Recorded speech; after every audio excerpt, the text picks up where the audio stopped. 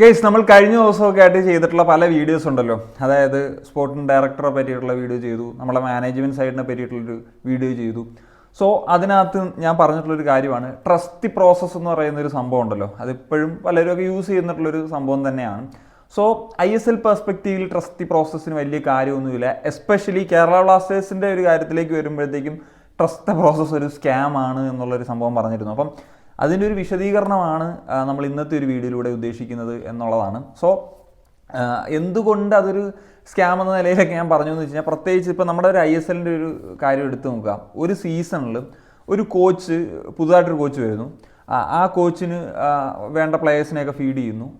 So നമുക്കറിയാം നമ്മുടെ ഒരു ലീഗ് 7-8 മാസമാണ് നിൽക്കുന്നത്. അതുകൊണ്ട് തന്നെ നമുക്ക് വേണമെങ്കിൽ ഒരു ലോങ് പ്രീ സീസണൊക്കെ എടുക്കാൻ പറ്റും. നമുക്കറിയാം ഈ സീസൺ തന്നെ ഒരു ലോങ് പ്രീ സീസൺ ആയിരുന്നു ഉണ്ടായിരുന്നത്.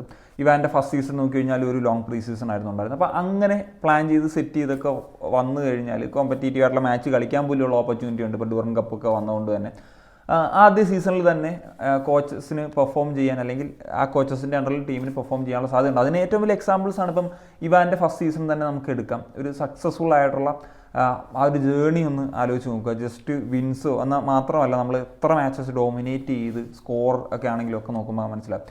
അതുപോലെ തന്നെ ഇപ്പം ഗോവ ലാസ്റ്റ് സീസൺ നോക്കാം. ഇപ്പം മനോല ആദ്യമായിട്ട് വന്നതാണ് ഗോവയിൽ. അദ്ദേഹം മുമ്പ് ഇന്ത്യയിൽ പരിശീലിപ്പിച്ചിട്ടുണ്ട്. പക്ഷേ ഈ സീസണിലേക്ക് വരുന്ന സമയത്ത് വരുന്നു, ജസ്റ്റ് 3 പോയിൻറ്റ്സിൻ്റെ ഡിഫറൻസിൽ മാത്രമാണ് ഈ പറഞ്ഞതുപോലെ ഷീൽഡ് തന്നെ നഷ്ടപ്പെടുന്ന രീതിയിൽ വന്നത്. മറ്റു 3-ാം സ്ഥാനത്താണ് ഫിനിഷ് ചെയ്തത്. അതുപോലെ തന്നെ ലൊബേറ വരുന്ന കാലം തൊട്ട് നമുക്ക് നോക്കിക്കഴിഞ്ഞാൽ ആ ഒരു കാര്യം നമുക്ക് മനസ്സിലാക്കാൻ സാധിക്കും. ഏത് ക്ലബിലാണെങ്കിൽ പോലും അതായത് കൃത്യമായിട്ട് കോച്ചസിന് ഫീഡ് ചെയ്ത് കൃത്യമായിട്ടൊരു ടൈം ഒക്കെ കിട്ടിക്കഴിഞ്ഞാൽ സക്സസ് കണ്ടെത്താൻ കഴിയുമെന്നുള്ളതാണ്. ഇനി അങ്ങനെ തന്നെ ഇല്ല എന്ന് നമുക്ക് വെക്കാം. ഇപ്പം ലോങ് ടേമിൽ തന്നെ ഒരു പ്ലാനിങ് ചെയ്ത് ഒരു സ്ക്വാഡ് ബിൽഡ് ചെയ്ത് വന്നാൽ തന്നെ ഒരു സക്സസ് ഉണ്ടാവുള്ളൂ എന്ന് വെക്കാം. നമുക്ക് കേരള ബ്ലാസ്റ്റേഴ്സിൻ്റെ കാര്യം എടുക്കുമ്പോഴത്തേക്കും നമ്മുടെ ടീമിൽ എല്ലാ വർഷവും നമ്മുടെ ഫസ്റ്റ് 11 കളിക്കുന്ന 1-2 അതിലധികമോ പ്ലേയേഴ്സിനെ വിട്ട് കളയുന്നൊരു സ്വഭാവം കാണുന്നില്ലേ?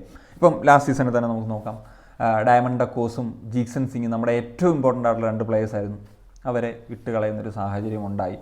ഓക്കെ, ദിമിക്ക് പകരക്കാരനായിട്ട് ഹെസൂസിനെ കൊണ്ടുവന്നു. പക്ഷേ ജീക്സന് സ്റ്റിൽ ആ ഒരു പകരക്കാരൻ പോലും വന്നിട്ടില്ല എന്നുള്ളതാണ്. അതിന് മുന്നത്തെ സീസൺ നമുക്ക് നോക്കിക്കഴിഞ്ഞാൽ ഏറ്റവും പ്രധാനപ്പെട്ട 2 താരങ്ങളായിരുന്നു ഗില്ലും സാഹലും. അവരെ വിട്ട് കളഞ്ഞു. അവർക്ക് പറ്റിയുള്ള റീപ്ലേസ്മെൻറ്റ് പോലും നടത്തിയിട്ടില്ല എന്നുള്ളതാണ്. അതിന് മുമ്പത്തെ സീസണാണെങ്കിൽ എത്രയോ പ്ലേയേഴ്സ്, അൽവാരോ, അതുപോലെ ഡയാസ്, വിൻസി വാരറ്റോ, സഞ്ജീവ് സ്റ്റാലിൻ, പൊയ്റ്റിയ തുടങ്ങിയിട്ട് എത്ര പ്ലേയേഴ്സാണ് പോയത്. അപ്പം ഈ പറയുന്ന പോലെ ഇവരെല്ലാം 11ൽ കോച്ച് പ്രിഫർ ചെയ്ത ആ സീസണിൽ പ്രിഫർ ചെയ്തിരുന്ന പ്ലേയേഴ്സാണ്. അപ്പം ഇങ്ങനെ ഓരോ സീസണിലേക്ക് വരുമ്പോഴത്തേക്കും 11ൽ കളിക്കുന്ന 2-3 പ്ലേയേഴ്സിനെ തട്ടിക്കൊണ്ട് എങ്ങനെയാണ് ഈ ഒരു ട്രസ്റ്റ് പ്രോസസ്സ് സാധ്യമാകുക എന്നുള്ളത്. അതുകൊണ്ട് തന്നെയാണ് ഞാൻ പറഞ്ഞത് അതൊരു സ്കാമാണെന്നുള്ളത്. ഇനി മറ്റൊരു കാര്യമാണ്, നമ്മൾ യൂത്ത് ഡെവലപ്മെൻറ്റ് നടത്തുന്നൊരു ക്ലബ്ബാണ് എന്നുള്ളത്.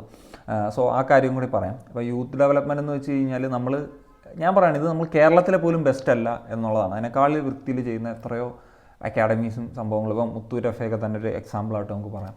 അതുപോലെ തന്നെ ഇന്ത്യ അല്ലെങ്കിൽ നാഷണൽ പെർസ്പെക്റ്റീവിൽ നോക്കി കഴിഞ്ഞാൽ പഞ്ചാബ് FC റീസെൻ്റ്ലി നന്നായിട്ട് അവരുടെ റിസർവ് സൈഡൊക്കെ നോക്കണം, അടിപൊളി ടീമാണ്.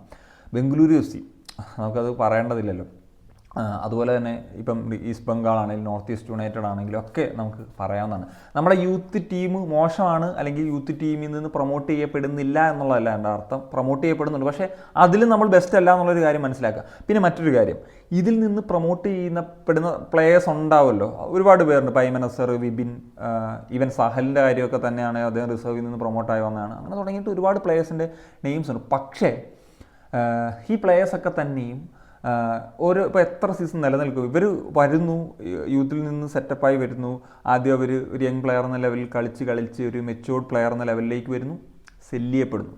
ഇവിടെ എവിടെയാണ് ട്രസ്റ്റ് പ്രോസസ്സ്? ഇവിടെ എവിടെയാണ് നമ്മൾ യൂത്തിനെ പ്രൊമോട്ട് ചെയ്ത് കളിപ്പിക്കുന്ന ഒരു ടീം എന്ന് പറയുന്ന രീതിയാണ്? നമ്മൾ യൂത്തിനെ പ്രൊമോട്ട് ചെയ്ത് കൊണ്ടുവരുന്നു, മറ്റൊരു ക്ലബിന് വലിയ തോതിൽ വില മേടിച്ചുകൊണ്ട് സെല്ല് ചെയ്യുന്നു എന്നുള്ള പരിപാടിയല്ലേ നടക്കുന്നത്? സോ ട്രസ്റ്റ് പ്രോസസ്സ് എങ്ങനെ നമുക്കപ്പം അംഗീകരിക്കാനായിട്ട് പറ്റും? അതുപോലെ തന്നെ മറ്റൊരു കാര്യമാണ് നമ്മളുടെ ഒരു ഇൻവെസ്റ്റ്മെൻറ്റ് പാറ്റേൺ എന്ന് വെച്ച് കഴിഞ്ഞാൽ, പറഞ്ഞല്ലോ ഈ ക്ലബിനൊരു സക്സസ് എന്നതിനേക്കാൾ ഞാൻ പറഞ്ഞത് സസ്റ്റൈനബിലിറ്റിക്ക് തന്നെയാണ് വാല്യൂ. അതിൽ യാതൊരു വിധത്തിലൊരു സംശയമില്ല. കാരണം ഒരു ഓൾട്ടർനേറ്റ് ഇയേഴ്സിൽ നമ്മൾ കുറച്ച് കൂടുതൽ ആയിട്ട് ഇൻവെസ്റ്റ് ചെയ്യും. അത് കഴിഞ്ഞൊരു ഇത് വരുന്ന സമയത്ത് കുറച്ച് കുറയും. ഓൾട്ടർനേറ്റ് ഇയേഴ്സ് എന്ന് വെച്ച് കഴിഞ്ഞപ്പം ഞാൻ ഒരു എക്സാമ്പിൾ പറഞ്ഞപ്പം ഇവാൻ്റെ ഫസ്റ്റ് സീസണിൽ അത്യാവശ്യം ഇൻവെസ്റ്റ് ചെയ്തു, അത്യാവശ്യം നല്ല സ്കോഡൊക്കെ ഉണ്ടായിരുന്നു. തൊട്ടടുത്ത സീസണിലേക്ക് വരുമ്പോഴത്തേക്കും നമ്മൾ സ്കോഡിനെയൊക്കെ എന്ത് കാരണത്താലാണ് പറഞ്ഞു വിട്ടത് എന്നൊക്കെ ഉള്ളത് ഒരു ചോദ്യമായിട്ട് നിൽക്കുന്നു. അപ്പം ആ സീസണിലേക്ക് വരുമ്പോഴത്തേക്കും അടുത്ത സീസണേക്കാൾ ബഡ്ജറ്റ് കുറവായിരുന്നു. അതിൻ്റെ തൊട്ടടുത്ത സീസണിൽ കുറച്ചും കൂടി ഇൻവെസ്റ്റ്മെൻറ്റ്സ് നടന്നിട്ടുണ്ട്. നമ്മൾ ജനുവരിയിൽ കുറേ പ്രശ്നങ്ങൾ വന്നു, അല്ലെങ്കിൽ തുടങ്ങുന്ന സമയത്ത് ചില പൊസിഷൻസിൽ പ്രശ്നങ്ങൾ ഉണ്ടായിരുന്നെങ്കിലും ആ ഒരു ഇവാൻ്റെ സെക്കൻഡ് സീസണേക്കാൾ തേർഡ് സീസണിലേക്ക് വരുമ്പോഴത്തേക്കും ഇൻവെസ്റ്റ്മെൻറ്റ് വന്നു. ഈ സീസണിലേക്ക് വരുമ്പോൾ ഒന്ന് ആലോചിച്ച് നോക്കി എന്താണ് അവസ്ഥ എന്നുള്ളത്, എങ്ങനെയാണ് സ്കോഡ് എന്നുള്ളത്. ഇപ്പോൾ അടുത്ത വർഷം വരുമ്പോഴത്തേക്കും ഇൻവെസ്റ്റ്മെൻറ്റ് നടക്കും, പക്ഷേ അതിൻ്റെ അടുത്ത വർഷം വരുമ്പോഴത്തേക്കും വീണ്ടും അത് താഴ്ത്തും. ഇത് എന്ന് പറയുന്നത് അത്ര ശരിയാണുള്ളൊരു പരിപാടിയല്ല. കാരണം നമുക്ക് ഈ പറഞ്ഞ കൺസിസ്റ്റൻ്റ് ആയിട്ട് ടീം പെർഫോം ചെയ്ത് പോകുന്ന ഈ ട്രസ്റ്റ് പ്രോസസ്സ് എന്നൊക്കെ പറയുമ്പോഴത്തേക്കും ആ ഒരു കൺസിസ്റ്റൻസി അല്ലേ വേണ്ടത്. ഞാൻ കഴിഞ്ഞൊരു വീഡിയോ ചെയ്തപ്പോൾ ഇപ്പം ഗ്ലേസേഴ്സിൻ്റെ ഒരു എക്സാമ്പിൾ വന്നപ്പോഴത്തേക്കും ഗ്ലേസേഴ്സുമായിട്ട് കമ്പയർ ചെയ്യാൻ പറ്റില്ല എന്ന് പറഞ്ഞിരുന്നു. അവർ ഇൻവെസ്റ്റ്മെൻറ്റ് നടത്തുന്ന കാര്യം, അവർ ഒരു സമയത്ത് ടോപ്പായിട്ട് ഇൻവെസ്റ്റ്മെൻറ്റ് നടത്തിയിരുന്നുള്ളൊരു സംഭവമൊക്കെ പറഞ്ഞിരുന്നു. ശരിയാണ്, അവരുടെ കേസ് എടുത്തു കഴിഞ്ഞാൽ അവർക്ക് ഇങ്ങനെ ഒരു ദുരന്തം പറയുന്ന സമയത്ത് പോലും അവർക്ക് ട്രോഫീസ് വന്നിട്ടുണ്ട്, വലിയ തോതിൽ ഇൻവെസ്റ്റ്മെൻറ്റ് വന്നിട്ടുണ്ട്. ഇപ്പം നമുക്കറിയാം ഗ്ലേസേഴ്സ് ഫാമിലി ഇതിൽ ഇൻവെസ്റ്റ് ചെയ്യുന്നത് തന്നെ അവർ ബാങ്ക് ലോണൊക്കെ എടുത്തിട്ടാണ്. ഞാനിത് പണ്ട് വായിച്ചിട്ടുള്ളൊരു ഇതാണ്. അതായത് അങ്ങനെ എടുത്തതിന് ശേഷം ഉണ്ടായിരുന്ന, അതും യുണൈറ്റഡിൻ്റെ ക്ലബിൻ്റെ പേരിലാണ് ആ ലോൺ എടുക്കുന്നത്. സോ ഒരു സംഭവം എന്ന് വെച്ച് കഴിഞ്ഞാൽ എനിക്കൊന്ന് അടുപ്പിച്ച് 2 വർഷം എന്തോ UCL ക്വാളിഫിക്കേഷൻ കിട്ടിയില്ലെങ്കിൽ ഈ ബാങ്കുമായിട്ട് എന്തൊക്കെ ഇഷ്യൂസ് ഉണ്ടായിരുന്നു. അപ്പോൾ അതാണ്, ഒരു വർഷം ടോപ്പ് 4 താഴേക്ക് പോയി അടുത്ത വർഷം എന്താണെങ്കിലും ക്ലബ്ബിലൊരു വലിയ ഇൻവെസ്റ്റ്മെൻറ്റ് വരും. ഇതേപോലത്തെ ഒരു പാറ്റേൺ ആണ്. നമ്മളിവിടെ പ്ലേ ഓഫ് ലക്ഷ്യമാണ്, അതാണ് ഏറ്റവും പ്രധാനമായിട്ട് ഇവിടെ നിൽക്കുന്നത്. അതിൽ നമുക്ക് പ്രശ്നങ്ങൾ വന്നു കഴിഞ്ഞാൽ മാത്രം ബെറ്ററായിട്ട് ഇൻവെസ്റ്റ് ചെയ്യാം.